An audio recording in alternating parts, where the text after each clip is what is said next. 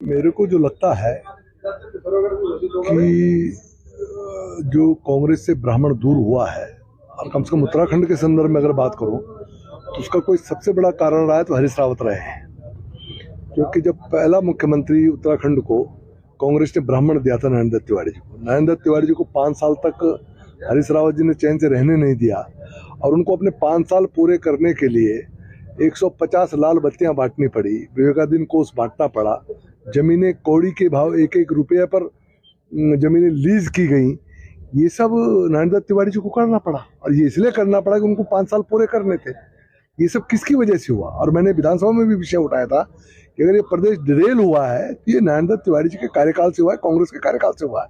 और नरेंद्र दत्त तिवारी जी को सीट बचाने के लिए सब करना पड़ा। ये सब करवाने वाले थे हरीश रावत, उनके कारण ये दिक्कतें आ रही थी। दूसरा मुख्यमंत्री इस प्रदेश को कांग्रेस ने ब्राह्मण दिया था विजय बहुगुणा जी को, तो परिस्थितियां ये बन गई कि विजय बहुगुणा जी को कांग्रेस छोड़नी पड़ गई। पद तो छोड़ा ही छोड़ा, कांग्रेस छोड़नी पड़ी। उसका कारण कौन था? हरीश रावत। तो मुख्य तौर पर अगर कांग्रेस से ब्राह्मणों ने दूरी बनाई है तो उसके सबसे बड़ा कारण था कि हरीश रावत जी से ब्राह्मण वहां प्रताड़ित हुए और उसके बाद उन्होंने वहां से दूरी बनाई। और आज जो बात कहते हैं तो लगता है उनको एहसास हो रहा है कि हरीश रावत जी ने बड़ी जास्तियां की हैं उत्तराखंड के साथ में, और उसके कारण आज कांग्रेस की दुर्गत हुई है। और कांग्रेस भी ये समझ रही है, ऐसा मुझे लगता है।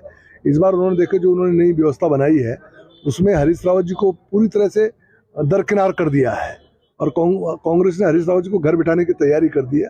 और मैं इसको शुभ इसलिए मानता हूँ कि उत्तराखंड की राजनीति से हरीश रावत जी का जाना उत्तराखंड की बेहतरी के लिए बहुत अच्छा है।